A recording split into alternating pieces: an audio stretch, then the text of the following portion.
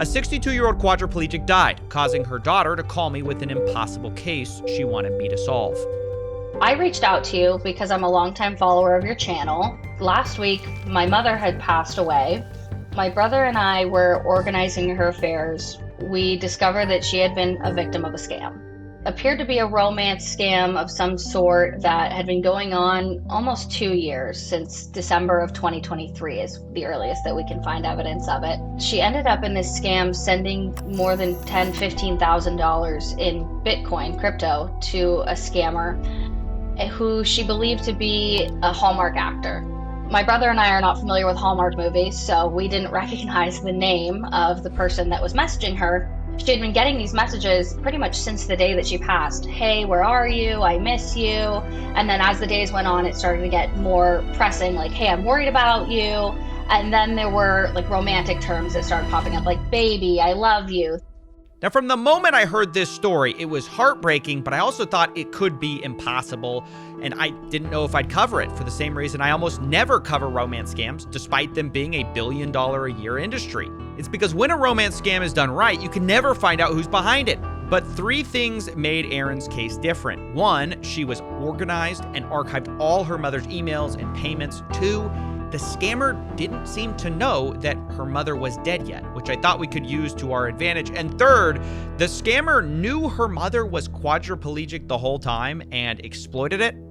They acknowledge it over the email, and they're like, we understand you're on SSI and disabled, and like my mom gave them way too much information about herself, which just like made her a prime target. She's like, I'm bedridden, I'm in and out of the hospital, I have a fixed income of X. Like she just unfortunately gave them a lot of information for them to use against her. And so she's been in and out of the hospital for like the last year, and they have been like hammering her over email to make these payments, or else she'll lose access to this like Tyler Hines guy. Now, full disclosure, this doesn't make it easier to track the scammer, but it does really motivate me to know how awful and evil this whole thing was. This person knowingly exploited a disabled woman. And it was at this point I realized I had to take this case, even if I knew it was probably unsolvable.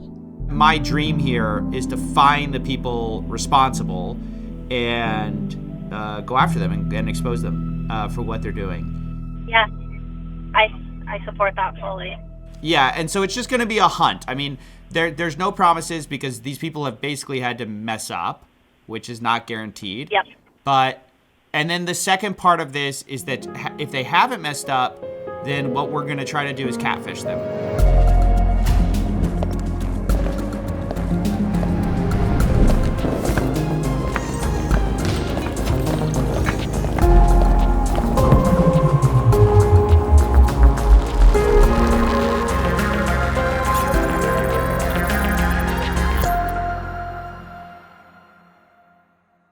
Now, before we can find and expose the scammer responsible for all of this, we have to do a review of the evidence and what we know. Let's start with who Erin's mother was. Your mother was quadriplegic. She wasn't always. Actually, I saw an interview with her on the Food Network where she's, kind of bright and peppy and, making candy for kids. We keep our eyes peeled for any kind of candy and add a little harmless mischief to it. Our mother was a force to be reckoned with. Mom ran marathons. She was a very accomplished person, both professionally and personally. And so it was really devastating to her and her ability to control her life. Our mom was a rather competitive former gymnast, so always loved to throw a backflip or two. And just on an unfortunate day, somebody crossed her path and she ended up landing on her neck, and she was paralyzed at that moment from the neck down completely. She lost all ability to care for herself, down to determining her ability to take a sip of water. And this is when she found the internet, where she started to spend a lot of her time. Going from a person who ran marathons to sitting in a bed with no free will was not easy for her by any means. And so we were happy that she was able to get on the internet and talk to folks on Facebook and really just have those outlets. And it's really disappointing that it ended up being exploited against her when it was one of the things that probably brought her the most joy in her life, towards the end in the years when she wasn't able to do much else but spend some time on the internet. So that's what we know about Deirdre, but who is her scammer? Well, we don't have a clue, except we know who it's not. It's definitely not a Hallmark actor named Tyler Hynes. We know that because romance scammers never use their own real names. They use well-known celebrities. And given that Tyler Hynes is a well-known Hallmark movies actor where he usually plays romantic leads, he's a commonly impersonated target, to the point where his actual Instagram bio reads, "Please stay safe from scammers. I don't private message anyone," which is just heartbreaking to read in hindsight. Tyler's even posted as of several weeks ago about romance scams using his likeness with AI-generated photos and audio. Sadly, though, this warning came too late, because reviewing the photos, our scammer definitely sent Deirdre AI-generated photos, with one even having Deirdre's name on it with Tyler Hynes holding it up.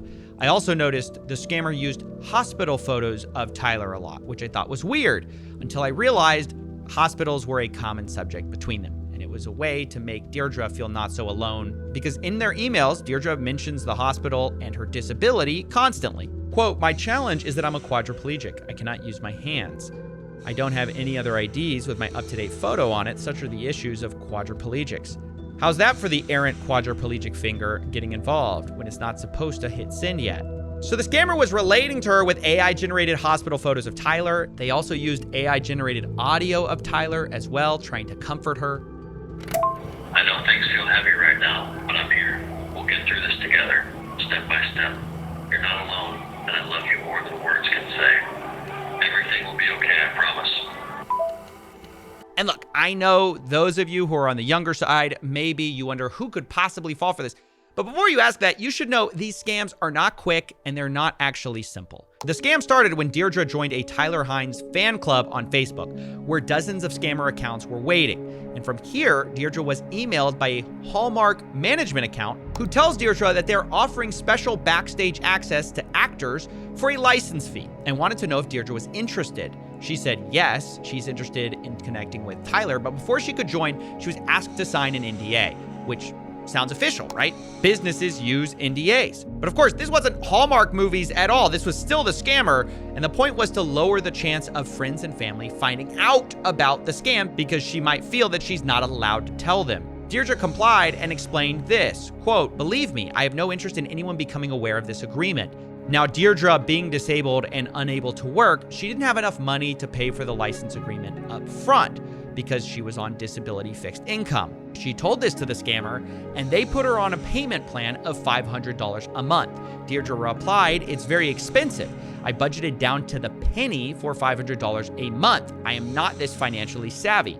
That doesn't leave me much for huge extras." Deirdre even asked for a discount on the license towards the end of her life, as she realized she probably wouldn't have enough time left to fully pay it off. And she asked if your group can see it in your heart to give me some sort of discount on the rest of this balance. The scammer responded, "We apologize, but we can't make any discounts." So I want you to understand, Deirdre did not think that Tyler Hynes fell in love with her from a photo or just messaged her online for no reason. She thought she had signed up for a legitimate fan club access program, and within that secret program, they fell in love over time, which she couldn't talk about because she had signed an NDA. And the whole time, she maintained that access by paying a fee. And speaking of that fee, here's where we're going to first trace the Bitcoin payments which Deirdre made. Lucky for us, she recorded the transaction hashes over email, and so they weren't deleted.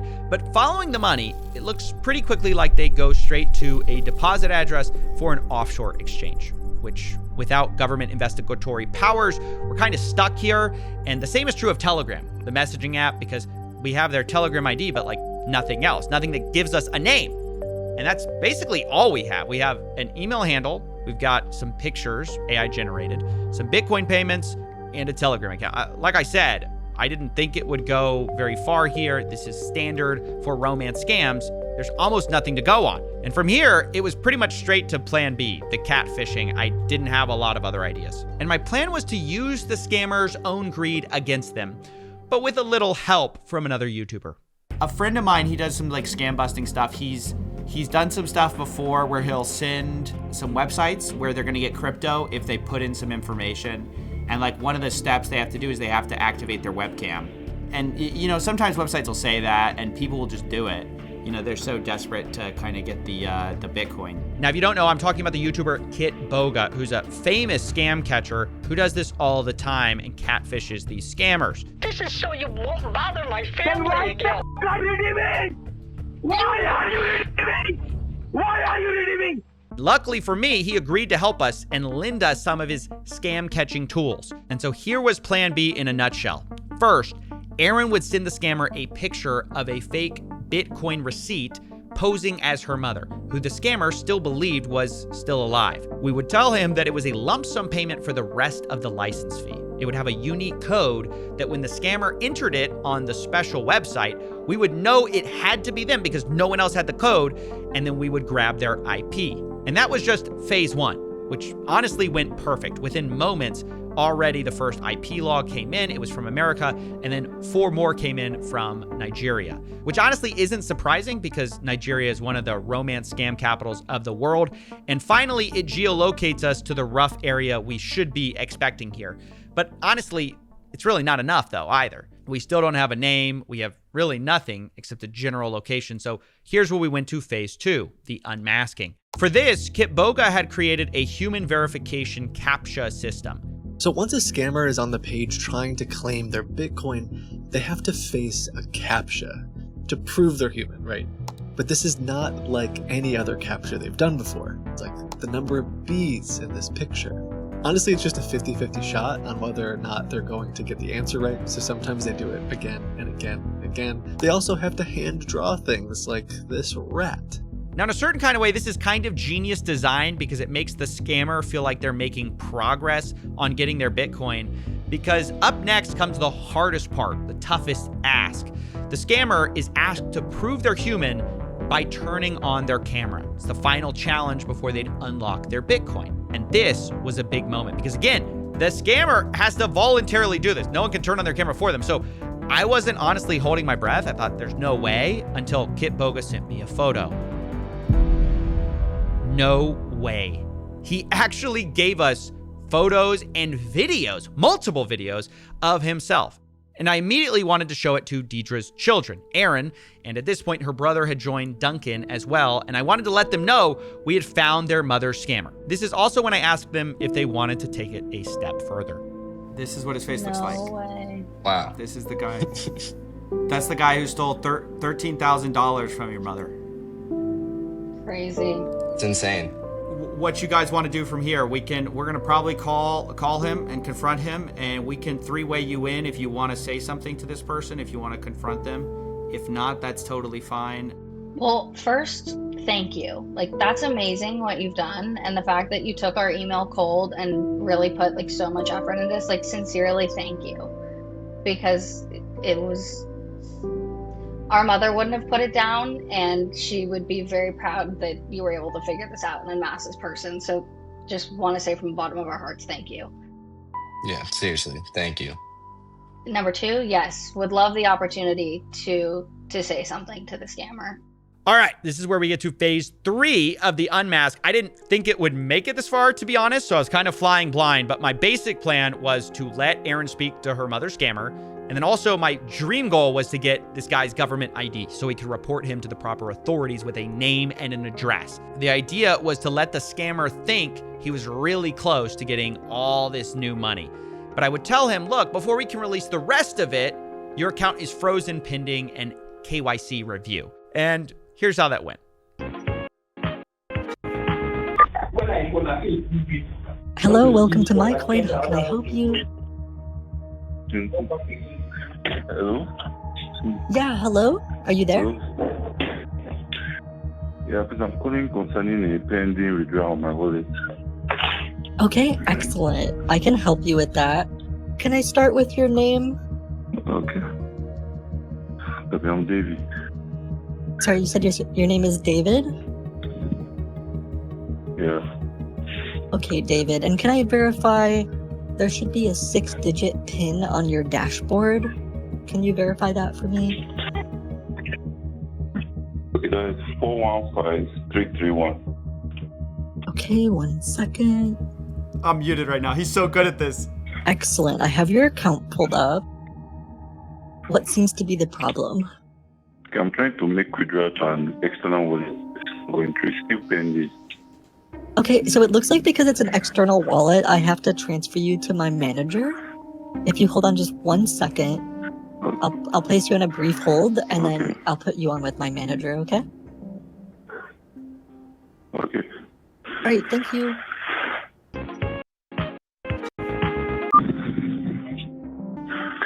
I'm trying to make a withdrawal to my external wallet. Still showing pending on my dashboard. Hello. Yes. This is Mr. Coffee. How's it going? What do you need today? I'm trying to make a withdrawal to my external wallet. Yes. Okay. All right. Yes, I am seeing that, and unfortunately, before we can release the rest of the funds, we have to do a know your customer verification that requires a short ID upload, and then we can release the rest of the funds. That is just per our protocol. I know you have done some kind of a webcam or something. I don't know if you have an ID you can provide, and we can release the rest of the funds. Oh, he just hung up. I don't know if he can do things on the phone while he's also going on the internet or whatever. Right. So. Right. Yeah. Just have. We'll wait for him to call back. I'm gonna. Oh my gosh! I think we're gonna get this. Holy. Mr. Coffee. You said your name was Mr. Coffee? I froze. You're lucky I didn't say Coffeezilla. I was freaking out. Yeah, okay. Maybe I wasn't the perfect catfisher. It was one of my first tries. But look, honestly, it worked to my giant shock. And while we were waiting for him to upload his ID, we decided to get Aaron on the line to set up the final confrontation. And that's when we got it. Here, let me call her real quick. Do you want to wait until he uploads the ID? Because Yeah. I'll see her. Well, you can talk to her. She can set it up right now. Yeah, I'm calling her right now. Okay. You got him. Hey, so we're on the phone with him. We're trying to get his ID uploaded, and anyway, he hung up while he was trying to upload his ID. Can you see if you can set up a Discord account real quick? Because that would be the easiest way for us to patch you in. You got it. Oh my gosh, we got his ID. It looks just like him. That's Right? Oh my gosh. nuts. That's nuts. No way. It looks just like him. No way. That's so good. Oh my gosh, this is insane. Okay. All right. Yeah. Okay, he's gonna call back in a second. We're gonna keep him on hold. Download Discord and send me. You have to create an account. Send me your ID, and we'll patch you in. I truly could not believe it. I don't know if you can see in the video, but my hands were shaking. I've censored out his full personal details for YouTube, although to be clear, it was not censored, and we have given the full ID to the proper authorities. And from here, we've gotten everything I dreamed of. There's really nothing left to do but hand it off to Erin and let her finish the job however she wanted.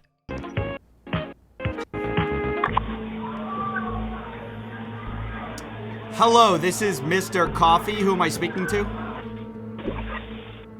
Yeah, I was speaking with David. I hope this is the manager.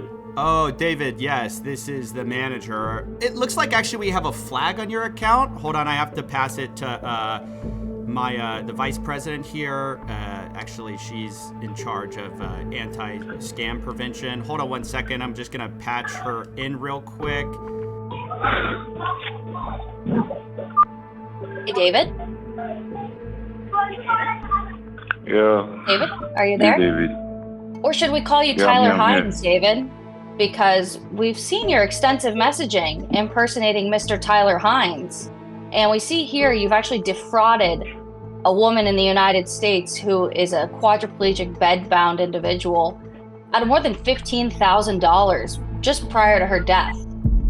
How do you feel about that, David? I don't understand. No, you understand.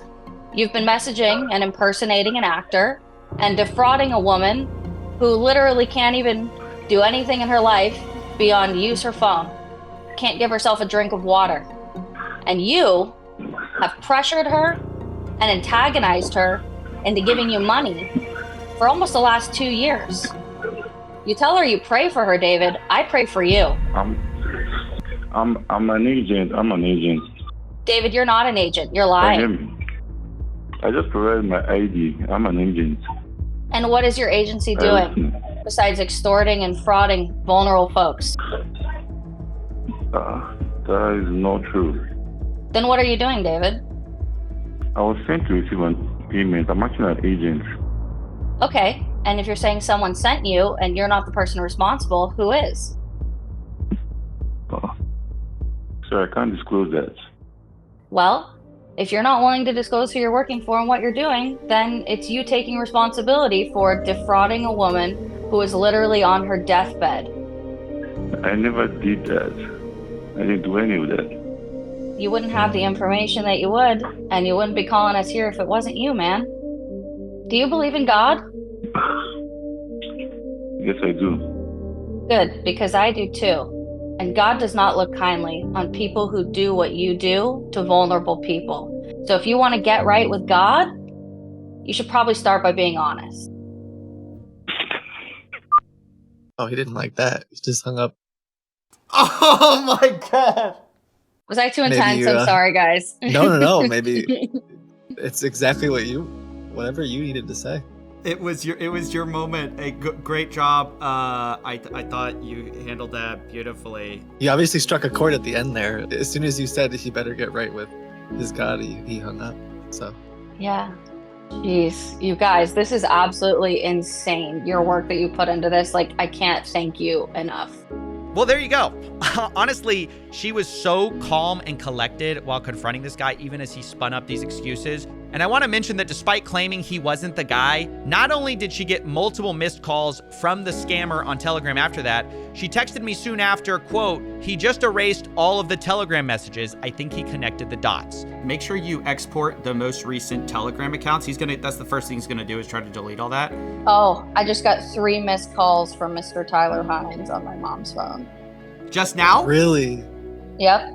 So yeah, that's even more evidence that it was the same guy on the phone and on Telegram, because these were just moments apart. But from here, my honest hope is that the police now can connect the dots as well and finish the job. These romance scams are a blight on our society, and even though they're incredibly lucrative and hard to catch, I'm really proud that we unmasked this guy for Erin, not only for her, but so the next time someone is scamming a quadriplegic mother, they'll think twice and wonder, who exactly is on the other end of this call? Yes, hello. This is Zilla Payment Solutions. No relation to that guy. This is actually Mr. Kit Boga.